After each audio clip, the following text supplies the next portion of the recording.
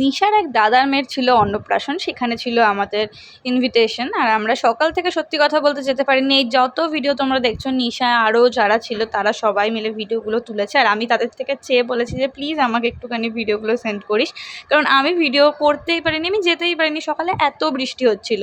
তো এই কিউটি পাইয়ের সেদিনকে প্রচুর ট্রাভেল ভোগ করতে হয়েছে। এত লোকজন দেখেও প্রচুর কান্নাকাটি করছিল। সকালে একটু চুপচাপ ছিল, যা আমি ভিডিও দেখে বুঝতে পারলাম। কিন্তু তারপর থেকে যখনই স্নান করার পর থেকে কারেন্ট চলে গেছিলো আর বৃষ্টি পড়ছিল, তারপর থেকে মুখটা একদম খিচখিচে হয়ে গেছিলো। এত লোকজনের পর প্রচুর কান্নাকাটি করছিল, তোমরা দেখতেই পাচ্ছ। তারপরে এই মুখে ভাত হওয়ার পরে আমরা সবাই মিলে খেতে যাই। আমরা বিকেলবেলাতেই কখন গিয়ে খেতে বসেছি, মানে দুপুরের খাবার আমরা বিকেলে খেয়েছি আর কি। তো তারপরে আমরা বিকেলেও আমাদের ইনভিটেশন ছিল, মানে রাতে ইনভিটেশন ছিল। তো তার জন্য বিকেলে সুন্দর করে ঘুমিয়ে টুমিয়ে রেডি হয়ে চলে এসেছি। এখানে দেখো সুন্দরীরা কী সুন্দর ফটো তোলার জন্য আমাকে এখানে দাঁড় করিয়েছে, নিজেরাও দাঁড়িয়ে পড়েছে। কী সুন্দর করে গেট করেছিল, আরও কী সুন্দর ওই সোপ বাবলস হচ্ছিল, ডিজে ছিল, কত খাবার ছিল।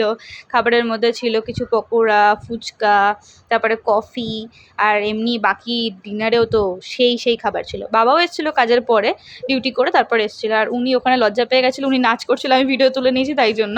এখানে ওই নিয়েও আমরা কিছুক্ষণ হাসাহাসি করলাম। তারপরে খেতে গেলাম, রাত্রিরে 1টার সময় খেয়ে আমরা বাড়ি ফিরেছি, বিশ্বাস করো।